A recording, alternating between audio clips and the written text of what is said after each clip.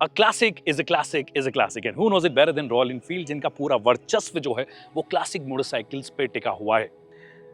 हर चीज जो ये करते हैं, हर कैपेसिटी में जो मोटरसाइकिल लेकर आते हैं उसमें क्लासिक एलिमेंट्स हमेशा छोड़ते हैं। फिर चाहे नियो करेंगे तो उसमें भी नियो क्लासिक हो जाएगा, जो कि हमने हंटर में देखा है।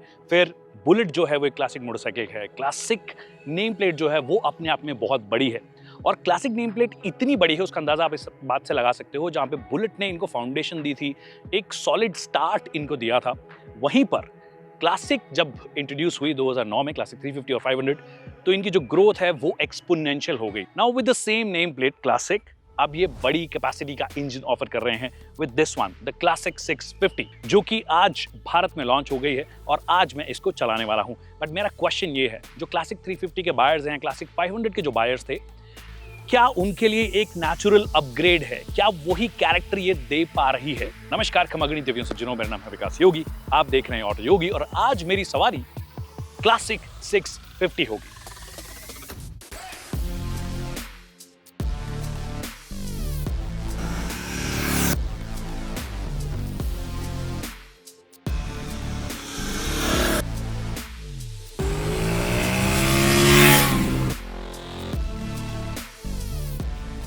अब जब नेम प्लेट क्लासिक है तो ऑफ कोर्स स्टाइलिंग भी जो है वो क्लासिक 350 से बहुत ज़्यादा सिमिलर आपको लगेगी। अगर आप दूर से देखोगे या इनफैक्ट आप विजुअल्स में देख रहे होंगे तो आपको लग सकता है कि क्लासिक 350 की जैसी ही लगती है। जब आप पास में आओगे तो आपको समझ में आएगा कि इस गाड़ी में बल्क है बॉस। हर जगह पे माल मटेरियल बल्क ही बनाने की कोशिश की है। And makes sense as well, क्योंकि 650 सीसी अगर आप कर रहे हो तो वो बल्क लोग एक्सपेक्ट करेंगे।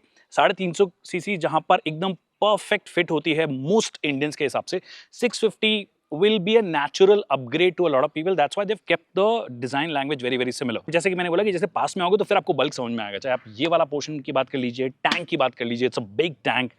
ये वाले पोर्शन की बात कर लीजिए, ये फेंडर जो है ये काफी बड़ा है। ये इंजन इटसेल्फ अपने आप में बहुत बड़ा है। उसको कॉम्प्लीमेंट करने के लिए इट मेक्स सेंस कि आप डिजाइन लैंग्वेज भी वैसी रखो, बट उसकी वजह से अगर आप प्रॉब्ली 510 गुड बल्क 511 6 फीट, उनमें तो कोई दिक्कत है ही नहीं, क्योंकि वेट इटसेल्फ, मैं ये नहीं बोल रहा कि इसकी सीट हाइट बहुत ज्यादा है, 800 mm के आसपास इसकी सीट हाइट है। जो प्रॉब्लम आती है वो आती है इस गाड़ी को अगर आप स्टैंड पे भी लगाओगे, मेन स्टैंड पे भी लगाओगे तो पूरा दम लगाना पड़ेगा। 250 किलो की मोटरसाइकिल है ये, जो कि क्लासिक 350 के साथ में, ऐसा नहीं कि क्लासिक 350 बहुत हल्की है, बट उसी में अगर आप 50 किलो या 55 किलो और ऐड कर दोगे तो फिर वो ऑटोमेटिकली आपको नजर आ जाएगा कि भैया बहुत भारी मोटरसाइकिल है। तो ये भारी मोटरसाइकिल फील होती है। और एक चीज जो मुझे थोड़ी सी दिक्कत लगती है कि ये जो मेन स्टैंड या साइड स्टैंड पे अगर आपको लगाना है ना, तो ये एग्जॉस्ट से ना टच होता है ये। तो अगर आप चला रहे हो, फॉर एग्जाम्पल अगर मैं बैठा हूँ और अगर मेरे को साइड स्टैंड लगाना है, अगर मैं राइड करके आऊँ, तो ये एग्जॉस्ट से ना बहुत टच होता है। यहाँ पे थोड़ा सा गैप होना चाहिए था, और ये सारे 650 जो प्लेटफॉर्म पे बनी मोटरसाइकिल है उन सब में मेरे को ये चीज़ नजर आई है।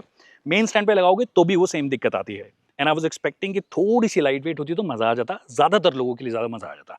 अब एवरीथिंग आपका, चाहे हैंडल बार हो या आप जैसे बैठे हो, वो बल्क आपको क्लियरली फील हो जाएगा। फ्रंट हैवी जो है वो फील हो जाती है। जब आप स्पेशली टर्न वर्न करने की कोशिश करते हो, पार्क करने की कोशिश करते हो टाइट पार्किंग स्पॉट्स में, तो वहां पे वो बल्क फील हो जाएगा। बाकी एक चीज जो आपको नजर आएगी, जो कि इन्होंने शुरुआत की थी जे सीरीज, जितने भी प्लेटफॉर्म पे बेस्ड जितनी भी मोटरसाइकिल्स हैं, 350 की बात कर लीजिए, हंटर की बात कर लीजिए या बुलेट की बात कर लीजिए, all of them have become better in terms of quality, or I can clearly say that Royal Enfield is one of the most improved brands in the last decade or so.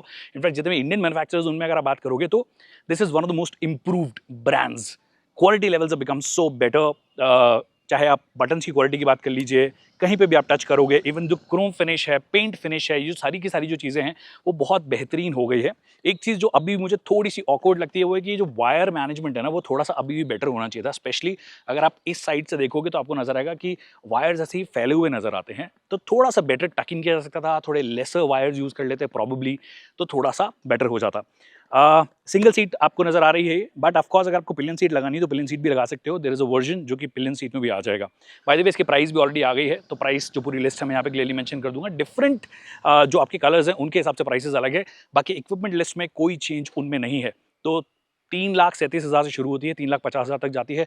I think in terms of pricing they have done a tremendous job. एक 650 CC की motorcycle with this level of quality levels, I think इन्होंने काफ़ी अच्छा काम किया in terms of pricing. Tyres specifically अगर आप बात करोगे तो of course these are big tyres, हालांकि स्पोक व्हील्स ही आपको मिलते हैं और वो भी ट्यूब टायर्स हैं। ट्यूबलेस अभी इन्होंने ऑफर नहीं किया है, ट्यूबलेस इनको ऑफर करना चाहिए था। बड़ी डिस्क साइज है, 320 mm की डिस्क है और इनफैक्ट जो ब्रेक्स हैं वो बाइबर के ब्रेक्स हैं, बट रॉयल इनफील्ड का बैज यहाँ पे लगा हुआ है। मतलब रीब्रांडिंग जो है कंप्लीटली, जहाँ पर भी आप देखोगे सब जगह रॉयल इनफील्ड की ब्रांडिंग है। जिन वेंडर से इन्होंने लिया है उसके ब्रांडिंग नहीं की है। फिर क्योंकि क्लासिक ही रखी है तो वो क्लियरली आपको नजर आ रहा है कि टेलीस्कोपिक सस्पेंशन आपके हैं, 43 mm डायमीटर है, अच्छा खासा बड़ा डायमीटर है। जो टिपिकल क्लासिक एलिमेंट्स देने की जो कोशिश है या रेट्रो एलिमेंट देने की कोशिश है वो इन्होंने रखी है। फिर आप चाहे हेडलैम्प की बात कर लीजिए, हेडलैम्प हम सेम देख चुके हैं बहुत सारी मोटरसाइकिल्स के अंदर, वो सेम है। सुपर मीटियोर में भी सेम आती है और इनफैक्ट जो 650 की जितनी मोटरसाइकिल जो नई वाली आई हैं उनमें यही वाला एलईडी सेटअप आपको मिलता है। हालांकि इंडिकेटर्स जो हैं वो अभी भी आपके लिए हैलोजन से दिए गए हैं। क्रोम टेस्टफुल लगता है फॉर श्योर। आप चाहे इस कलर में ले लीजिए या किसी भी कलर में जहाँ पे क्रोम इस्तेमाल हुआ है, उसमें क्रोम बहुत ही टेस्टफुली फिनिश किया है। इनफैक्ट जो पेंट फिनिश है is actually very very good. अब देखिए जो इंस्ट्रूमेंट क्लस्टर या फिर ये जो इंस्ट्रूमेंटेशन की बात करोगे, ये भी टिपिकल जो क्लासिक है उसकी जैसी नजर आ रही है। क्लासिक 350 के बहुत क्लोज नजर आ रही है और ये थोड़ा सा डिसअपॉइंटिंग इन द सेंस कि ये ज़्यादा बेटर अपग्रेड है। तो मेरे हिसाब से जो इन्होंने हिमालयन के साथ में जो नेविगेशन सिस्टम दिया था या नया इंस्ट्रूमेंट क्लस्टर दिया था डिजिटल, वो यहाँ पे दिया जा सकता था। आई नो आपको क्लासिक एलिमेंट्स रखने थे, बट इंस्ट्रूमेंटेशन तो डेफिनेटली थोड़ा सा बेटर हो ही सकता था। ऑफकोर्स गियर इंडिकेटर है जो कि नई इनकी जो मोटरसाइकिल्स आ रही हो उनमें आ रहा है, पहले तो ये भी नहीं आता था। बट टैकोमीटर जो है वो अभी भी आपको नहीं मिलता है। ये ट्रिप नेविगेशन आपको मिलती है, मतलब टर्न बाय टर्न नेविगेशन आपको दिखाएगा अगर, और गूगल मैप्स के साथ में काम करता है। बट जब आप हिमालयन एक बार चला लेते हो ना, उसके बाद में ये सब चीज़ें थोड़ी आउटडेटेड लगने लग जाती है with in the royal Enfield family.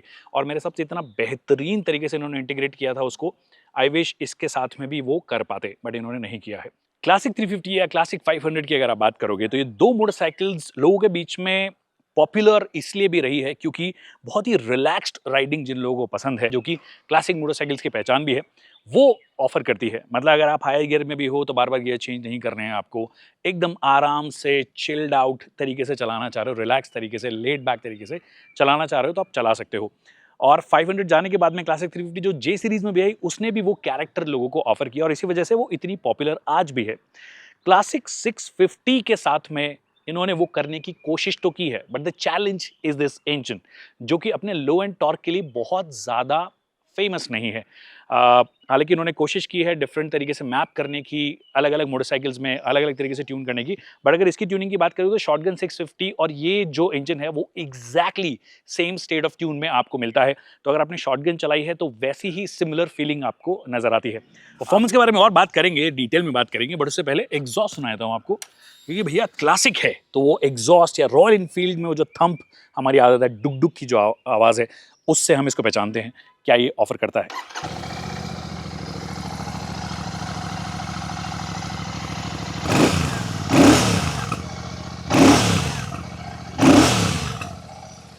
वो डुग डुग वाली आवाज़ एक्सपेक्ट कर रहे थे तो वो आवाज़ तो डेफिनेटली यहाँ पे इन्होंने नहीं ऑफर की है। और आपको पटाखा लगाने की भी ज़रूरत नहीं है क्योंकि वो नॉइज़ पोल्यूशन के साथ में आपको एक डिफरेंट कैटेगरी में भी रखता है as a buyer.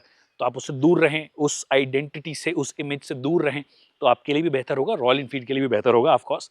But point यहाँ पे इसकी स्टेट ऑफ ट्यून की अगर आप बात करूँ तो शॉटगन 650 के जैसी है, एग्जैक्टली सेम है। और वो चीज़ जब आप चलाते हो तो उस टाइम पर भी फील होता है। फर्स्ट गियर इटसेल्फ हल्का सा रेव आपको रखना ही पड़ेगा, वो एकदम रिलैक्स्ड, वो लॉन्ग स्टॉक इंजन की जो पहचान थी वो वाली पहचान डेफिनेटली इस पर्टिकुलर इंजन के साथ में नहीं मिलती है। तो आपको हल्का सा रेव तो करके रखना ही पड़ता है। तो अगर आप चाह रहे हो कि चौथे गियर में आप पूरा दिन चला पाओ तो वो डेफिनेटली शायद इस मोटरसाइकिल के साथ में नहीं हो पाएगा, आपको फ्रीक्वेंट गियर्स चेंज करने पड़ेंगे। और जो जगह इन्होंने चुनी है इस मीडिया राइड के लिए, ऊटी के पास में, हम लोग कोयम्बटूर से आगे ऊटी और आसपास का जो इलाका है वो वाले इलाके में हमने चलाई है। और इसमें क्योंकि काफ़ी शार्प टर्न्स हैं, काफ़ी एकदम पहाड़ी इलाका है और पहाड़ी इलाके में आपको इतना बिजी रखती है ये मोटरसाइकिल कि बार बार second gear third gear, second gear third gear, और ऑप्शन में नहीं है ना क्योंकि आपके पास में ये मोटरसाइकिल्स हैं, थोड़े से लंबे आप चला रहे हो, थोड़े से ओपन स्ट्रेचेस में चला रहे हो, फ्लैट स्ट्रेचेस में चला रहे हो, तो आपके लिए एकदम कंफर्टेबल मोटरसाइकिल होनी चाहिए। उस तरीके की फिलॉसफी होती है क्लासिक मोटरसाइकिल्स की। बट एक तो जगह चुनना जिसमें कि हमें बार बार गियर चेंज करना पड़ा है, वो एक चैलेंज हमें लगा। दूसरा, ये इंजन इटसेल्फ उतना ज़्यादा ट्रैक्टेबल फील नहीं होता है, जो कि क्लासिक 350 में अभी भी ज़्यादा फील होता है या बुलेट 350 में ज़्यादा फील होता है। तो वो चीज़ डेफिनेटली मेरे को थोड़ी-सी मिस होती हुई नज़र आती है। आई विश कभी 750 ये लोग लेकर आएँ, जब 750 सीसी वाला इंजन के उस पे काम कर रहे हैं, उसमें ये वाली जो प्रॉब्लम है, उसको ये दूर कर दें तो मज़ा आ जाएगा। But other than that, for a motorcycle this which is so big, हमने ट्विस्टीज में, टर्न्स में चलाया है, पहाड़ों में चलाया है, इधर गए कभी उधर गए, तो वहां पर इतनी भारी होने के बाद भी हैंडल ठीक ठाक करती है। Till 60-70 kmph you can easily handle it. Of course उसके ऊपर तो आपको स्पीड करनी भी नहीं है किसी भी टर्न पे, और स्पीड लिमिट्स भी आपको ध्यान में रखनी है। तो जो वेट खड़ी खड़ी मोटरसाइकिल में फील होता है, वो चलाते वक्त उतना ज्यादा फील नहीं होगा, अनलेस आप स्लो राइडिंग कर रहे हो। आपका हाथ जो है ना, वहां पे आपके दर्द हो जाएगा। अगर आप 70-80 किलोमीटर अगर आप चला लोगे, जैसे कि आज हमने लगभग 90 किलोमीटर के आसपास इस मोटरसाइकिल को चलाया है, और पहला जो स्ट्रेच था जिसमें लगातार हमने चलाई थी लगभग 64-65 किलोमीटर, इनफैक्ट उससे ज्यादा 70 किलोमीटर के आसपास, तब आपका जो पाम है उस पे आपको डेफिनेटली वो दर्द फील हो जाएगा और वो जो वेट है वो फील हो जाएगा। But once you are on the move, momentum में हो, तो फिर वो वेट जो है आपको फील नहीं होता है। ऑल्सो सीट मेरे को पर्टिकुलरली अच्छी लगी। कई लोगों को ज्यादा कुशन वाली सीट अच्छी लगती है, मेरे हिसाब से ऑप्टिमम कुशनिंग है इसकी, और अगर आप अच्छी खासी विड्थ के भी हो तो आई डोंट थिंक आपको ज्यादा प्रॉब्लम आएगी। मेरे लिए तो एकदम परफेक्ट ये सीट मुझे लगी। मतलब अगर आप बहुत ज्यादा ही कुशन दे दोगे तो फिर उस केस में हो सकता है कि आपको लगेगी आप थोड़ी लंबी राइड करोगे तो आपके बैक पे थोड़ा आपको फील होने लग जाता है। But overall I think with this tyre plus this suspension setup, जो बेस्ट किया जा सकता था 650 सीसी कैटेगरी में रॉयल एनफील्ड के द्वारा जितनी भी की गई है, उनमें मेरे को लगता है कि this is one of the most sorted suspensions in that sense. आप देखिए क्लासिक 350 जनरली उन लोगों के लिए नहीं बनी जो पहाड़ों पे ले जाएं, ऑफ रोडिंग कर लें, बट हम जिस तरीके के कंट्री में रहते हैं, भारत में रहते हैं, वहाँ पर हमारे पास एक सिंगल मोटरसाइकिल होती है, उससे आप सब कुछ करते हो। उससे आप हाईवे रन भी करते हो, आप शहर में भी चलाते हो, आप थोड़े खराब रास्ते भी ले जाते हो, आप लद्दाख भी ले जाते हो, आप सब जगह ले जाते हो। तो अगर आप वो सोच रहे हो, then this isn't the motorcycle for you. This is a motorcycle which is very good on flat patches. बहुत कम मिले हुए फ्लैट पैचेस, डिटेल में बात करेंगे जब कभी लंबे टाइम के लिए आएगी, बट फ्लैट पैचेस में आपको ज्यादा मजा आएगा। इनफैक्ट उस सेंस में थोड़ी पास में लगेगी आपको सुपर मीटियोर के, जहाँ पे सुपर मीटियोर में ऑफकोर्स आपको जो आपका सीटिंग स्टाइल है वो आप थोड़ा आगे, क्योंकि क्रूजर स्टाइल है तो यहाँ पे अपना पाँव रखते हो, और हाईवे पे चढ़ने के बाद में आपको थोड़ी बेटर फीलिंग आती है। इस मोटरसाइकिल में मिड सेट यहाँ पे रखे हैं, ऐसा भी नहीं है कि कुछ ज्यादा ही एग्रेसिव कर दिया इन्होंने, एकदम मिड सेट रखे हैं, रिलैक्स्ड रोडस्टर वाली जो पोजीशन होती है वैसे ही रखी है। तो हाईवे पे या ओपन स्ट्रेचेस में आपको डेफिनेटली इस मोटरसाइकिल के साथ में मजा आने वाला है। अतरंगी चीजें थोड़ी बहुत खराब रास्ते पे ले जाओगे, उन सब जगहों पे आपको वो सस्पेंशन की स्टिफनिंग भी फील होगी, और ओवरऑल आपको जो वेट है वो भी फील होगा। तो ये चीज लगी मुझे। Breaking performance I would say more than satisfying है, could have been slightly better, थोड़ा सा और better bite I was expecting. अब एक जो चैलेंज आएगा, जैसे कि मैंने बोला कि हमारे पास एक ही मोटरसाइकिल होती है जिसको हम शहर में भी चलाते हैं, हाईवे पे भी चलाते हैं, सब जगह चलाते हैं। अगर आप इसको शहर में चलाओगे जहाँ पे बम्पर टू बम्पर ट्रैफिक है, या बार बार आपको इधर टर्न करना है उधर टर्न करना है, तो उस वक्त के लिए डेफिनेटली ये मोटरसाइकिल मैं रेकमेंड नहीं करूंगा फॉर श्योर। इनफैक्ट वो सारी 650 के साथ में इसमें जो एक ढंग का काम कर पाए हैं वो इंटरसेप्टर 650 है, जो कि थोड़ी नैरो भी है इन दैट सेंस। बस एक उसकी सीट थोड़ी सी बेटर अगर हो जाती है, या पैडेड अप बेटर करवा लेते हो, या कोई और सीट अगर आप उसमें लगवा लेते हो, तो वो एकदम ज्यादा निम्बल फील होती है। इंजन के स्पेसिफिकली अगर आप बात करोगे, मिड रेंज जो है ना इसका, वहीं पर असली मजा है। सबसे रिलैक्स्ड भी आप रहते हो उस टाइम पर, ज्यादा वाइब्रेशंस आपको फील नहीं होते हैं। अगर आप स्पीड वाइज, मतलब हायर आरपीएम तो मैं एग्जैक्टली यहाँ पे गेज नहीं कर सकता, क्योंकि आरपीएम टैकोमीटर है ही नहीं, यहाँ पे आरपीएम मीटर है ही नहीं। बट जब आप अप टू 100 kmph इसको चलाते हो, तो ये मोटरसाइकिल एकदम रिलैक्स्ड रहती है। 100 से 110 जो थोड़े वाइब्रेशन ज्यादा फील होने लगते हैं, या परेशान करने वाले वाइब्रेशंस आपको फील होते हैं, वो 110 kmph के बाद में आपको फील होंगे। लो जो आपके आरपीएम्स है वहां पे हल्के फुल्के वाइब्रेशंस आपको फील होते हैं, बट मिड में वो चीजें थोड़ी सी शॉर्ट हो जाती हैं, और वो हल्के फुल्के जो स्टार्टिंग में आपको इसलिए भी फील होते हैं क्योंकि आपको इसको हायर आरपीएम में रखना ही पड़ता है, अदरवाइज वो उतने रिलैक्स राइडिंग नहीं कर सकते। ऐसा नहीं हो सकता कि आपने थर्ड गियर में लगाया और आप मर्जी हो 20 पे आ रहे हो, मर्जी हो 60 पे आ रहे हो। You can do it of course, but not as comfortably as probably other long stroke engine, या फिर इनफैक्ट खुद रॉयल एनफील्ड की ही फैमिली में 350 सीसी ज्यादा बेटर ये काम करता है। तो आई थिंक ओवरऑल काफी रिफाइंड इंजन है। I like this engine, the character of this engine is just the low and talk, जो कि थोड़ी सी बेहतर हो जाती। क्या लगा मुझे ओवरऑल? मुझे ओवरऑल ये लगा इस मोटरसाइकिल के बारे में कि क्लासिक नेम प्लेट ऑफकोर्स इनको यूज़ करना था और बनता भी है, रॉयल एनफील्ड का सबसे बड़ा नेम प्लेट्स में से एक है, यूज़ करोगे।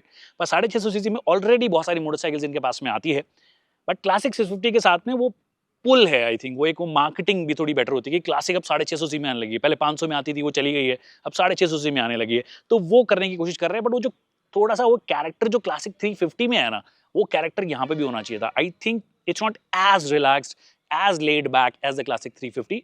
This is better on highways for sure.